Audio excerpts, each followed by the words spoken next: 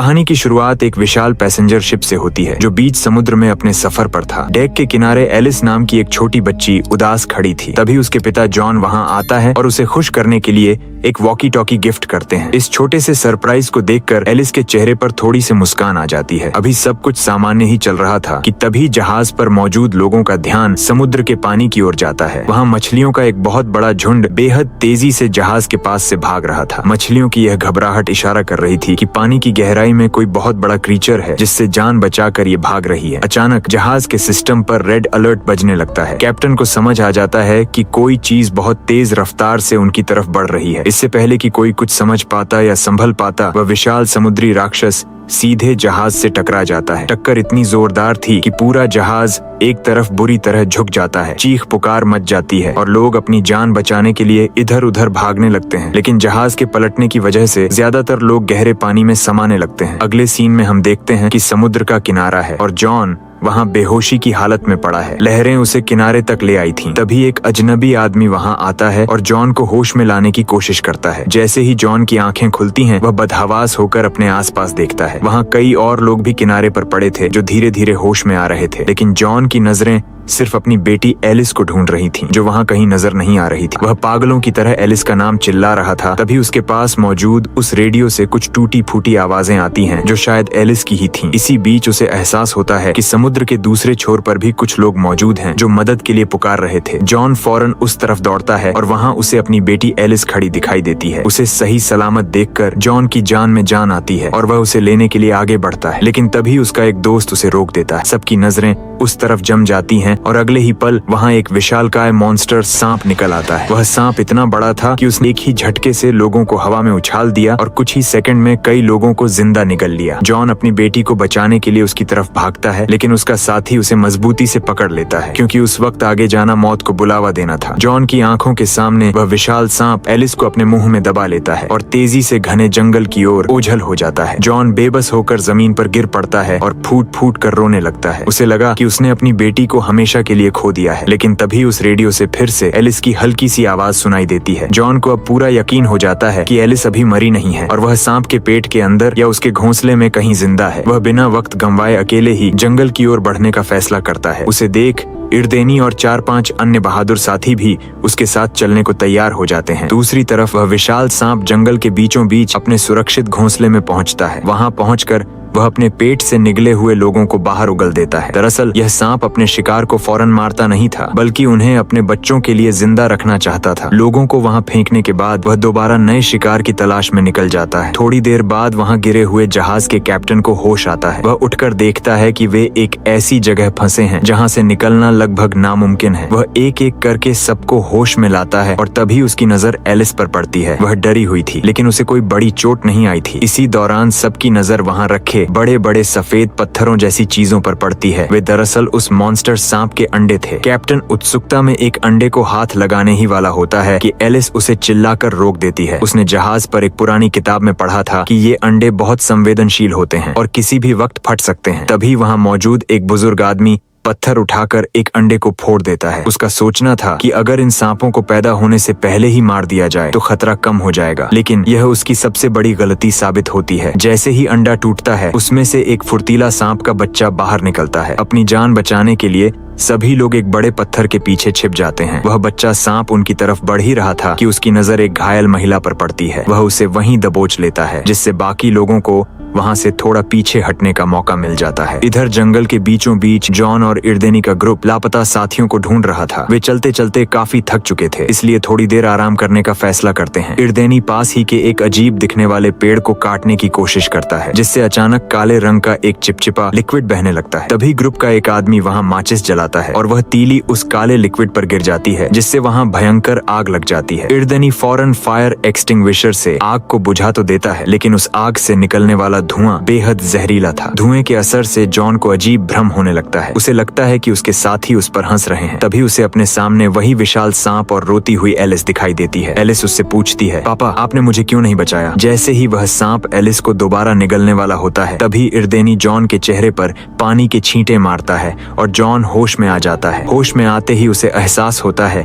कि वह काला लिक्विड असल में एक जहरीली गैस छोड़ रहा था जिसने सबको अपने काबू में कर लिया था। जब वे पीछे मुड़कर देखते हैं तो उनके पैरों तले जमीन खिसक जाती है। वहाँ के पेड़ कोई साधारण पेड़ नहीं थे बल्कि मांसाहारी जीव थे। उन पेड़ों ने अपनी टहनियों और जड़ों से उनके बाकी साथियों को बुरी तरह जकड़ लिया था। जॉन और इर्देनी जैसे तैसे करके कुछ लोगों को वहां से खींचकर बाहर निकालते हैं और भागना शुरू करते हैं, लेकिन पीछे से एक साथी को वे पेड़ पूरी तरह जकड़कर मार देते हैं। वे समझ जाते हैं कि यह पूरा जंगल ही किसी लैब के एक्सपेरिमेंट जैसा है जहाँ हर कदम पर मौत खड़ी है। जहरीले पेड़ों से बचकर निकलने के बाद जॉन और उसके साथी एक शांत दिखने वाली नदी के पास पहुंचते हैं। वहाँ उनका एक साथी पानी भरने के लिए झुकता है। तभी उसे पानी के भीतर कुछ अजीब सा एहसास होता है। देखते ही देखते पूरे इलाके में एक रहस्यमयी सफेद धुंध छाने लगती है। अचानक पानी से एक अजीबोगरीब मॉन्स्टर फिश उछलती है और उस आदमी पर हमला कर देती है। उस मछली के दांत आरी की तरह नुकीले और बेहद खतरनाक थे। इससे पहले कि वे संभल पाते, धुंध के भीतर से ऐसी सैकड़ों मछलियों का झुंड उनकी ओर बढ़ने लगता है। हैरान करने वाली बात यह थी कि ये मछलियां सिर्फ तैरना ही नहीं बल्कि हवा में उड़ना भी जानती थीं। वे पंख फैलाकर तेजी से लोगों पर झपट्टा मार रही थीं। जॉन और इर्देनी सबको चिल्लाकर भागने को कहते हैं। भागते भागते इर्देनी गौर करता है कि ये मछलियां सिर्फ उसी तरफ जा रही हैं जहां वह सफेद धुंध फैली हुई है। वह तुरंत सबको उस दिशा में ले जाता है जहां धूप साफ थी और धुंध नहीं थी। जैसे ही वे धुंध से बाहर निकलते हैं, सारी मॉन्स्टर मछलियां तड़पकर जमीन पर गिर जाती हैं। सबकी जान तो बच गई थी, लेकिन उन्हें एहसास हो गया था कि इस जंगल का इकोसिस्टम पूरी तरह से बदल चुका है। अब भी ग्रुप अपनी सांसें वापस ले ही रहा था कि इर्देनी को जमीन पर किसी बहुत विशाल जीव के पैरों के निशान दिखाई देते हैं। जब वे ऊपर की ओर देखते हैं तो एक पेड़ पर एक अजीब सी लसल सी चीज चिपकी हुई थी। तभी अचानक एक लंबी चिपचिपी जीभ बिजली की रफ्तार से आती है और उनके एक साथी को खींचकर ऊपर ले जाती है। देखते ही देखते उनके सामने एक भीमकाय मॉन्स्टर फ्रॉग नीचे गिरता है। वह मेंढक इतना बड़ा था कि उसे मारना नामुमकिन लग रहा था। वह मॉन्स्टर फ्रॉग अपनी जीभ से एक और आदमी को पकड़ लेता है। वह बुजुर्ग आदमी खुद को बचाने के लिए एक पेड़ को कसकर पकड़ लेता है, लेकिन मेंढक की ताकत के आगे उसका हाथ फिसलने लगता है। तभी इर्देनी अपनी बहादुरी दिखाते हुए दौड़ता है और एक नुकीला हथियार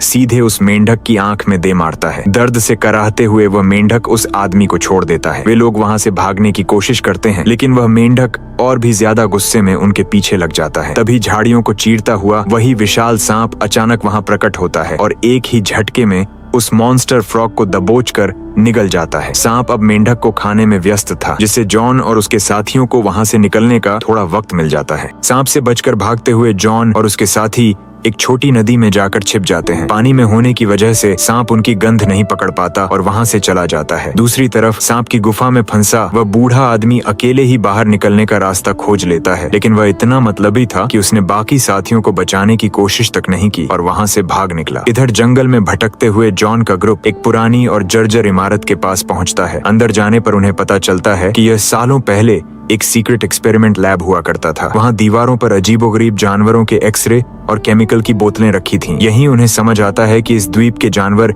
इतने बड़े और खूंखार कैसे हो गए। वे सब इंसान की बनाई लैब की गलतियों का नतीजा थे। तभी उन्हें वहाँ एक पुराना रेडियो मिलता है। वे रेस्क्यू टीम से संपर्क करने की कोशिश करते हैं, लेकिन सिग्नल बहुत कमजोर था। उसी वक्त वह भगोड़ा बूढ़ा आदमी भी वहाँ पहुँच जाता है। जॉन उससे एलिस के बारे में पूछता है तो वह झूठ बोल देता है कि सांप ने सबको खा लिया है और अब वहाँ कोई जिंदा नहीं बचा। यह सुनकर जॉन अंदर से पूरी तरह टूट जाता है, लेकिन तभी उसके हाथ में मौजूद वॉकी टॉकी से एलिस की हल्की सी आवाज आती है जो उसे फिर से उम्मीद दे देती है। अगली सुबह जब जॉन की आंखें खुलती हैं तो उसे दूर आसमान में एक हेलीकॉप्टर की आवाज सुनाई देती है। वह और इर्देनी फौरन एक खुले मैदान की ओर भागते हैं और शोर मचाकर उन्हें अपनी तरफ बुलाने की कोशिश करते हैं, लेकिन घना जंगल और पेड़ों की ऊंचाई की वजह से रेस्क्यू टीम उन्हें देख नहीं पाती और हेलीकॉप्टर वहां से गुजर जाता है। तभी जॉन के हाथ में मौजूद वॉकी टॉकी से फिर से एलिस की साफ आवाज आती है। एलिस डरते हुए कहती है, पापा हम एक अंधेरी जगह पर फंसे हैं, यहाँ पानी गिरने की आवाज आ रही है। ये सुनकर जॉन की खुशी का ठिकाना नहीं रहता और वह सबको बताता है कि उसकी बेटी अभी भी जिंदा है, लेकिन वह मतलबी बूढ़ा आदमी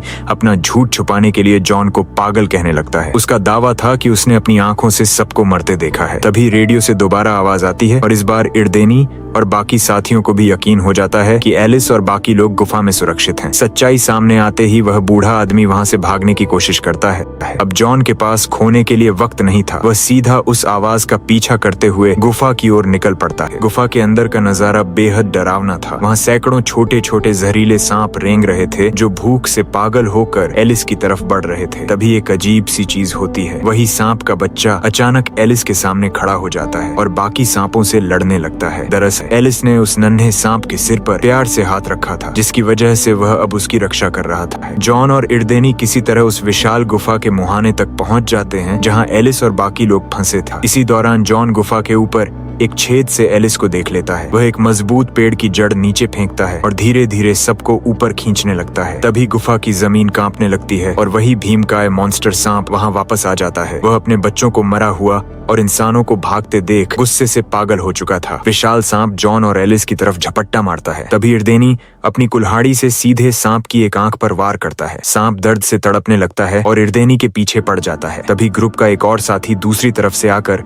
सांप की दूसरी आंख भी फोड़ देता है। अब वह मॉन्स्टर पूरी तरह अंधा हो चुका था। गुफा के अंदर कैप्टन और एलिस अब भी नीचे ही थे। जॉन ऊपर से जड़ को खींच रहा था। कैप्टन अपनी जान की परवाह न करते हुए पहले एलिस को ऊपर धक्का देता है। जैसे ही एलिस सुरक्षित जॉन के पास पहुंचती है, कैप्टन भागने की कोशिश करता है, लेकिन सैकड़ों छोटे सांप उसे चारों तरफ से घेर लेते हैं और वह वहीं मारा जाता है। जॉन और एलिस सुरक्षित ऊपर पहुंच जाते हैं, लेकिन खतरा अभी टला नहीं था। वह अंधा सांप अब उनकी गंध का पीछा करते हुए तेजी से उनकी तरफ बढ़ रहा था। इर्देनी चिल्लाकर कहता है, हमें अलग अलग दिशा में भागना होगा, तभी हम इसे भ्रमित कर पाएंगे। जंगल से बाहर निकलने का रास्ता अब साफ था, लेकिन वह अंधा मॉन्स्टर सांप अपनी सूंघने की शक्ति से अब भी जॉन और एलिस का पीछा कर रहा था। इर्देनी को समझ आ गया था कि जब तक इस राक्षस को हमेशा के लिए खत्म नहीं किया जाता, यह उनका पीछा नहीं छोड़ेगा। वह सबको अलग अलग दिशा में भागने के लिए कहता है ताकि सांप का ध्यान भटक जाए। जॉन अपनी बेटी एलिस को एक सुरक्षित जगह पर ले जाता है, लेकिन वो सांप पीछे से हमला कर देता है और एलिस को फिर से निगल लेता है। इर्देनी और उसका एक साथी उस जगह की ओर भागते हैं जहां उन्होंने पहली बार उस काले जहरीले लिक्विड को देखा था। वे जानते थे कि वह तरल पदार्थ और उससे निकलने वाली गैस कितनी ज्वलनशील है। इर्देनी जानबूझकर शोर मचाकर सांप को अपनी तरफ आकर्षित करता है। वह अंधा राक्षस जैसे ही सांप उस जहरीले लिक्विड के ढेर के बिल्कुल करीब पहुंचता है, इर्देनी एक जलती हुई मशाल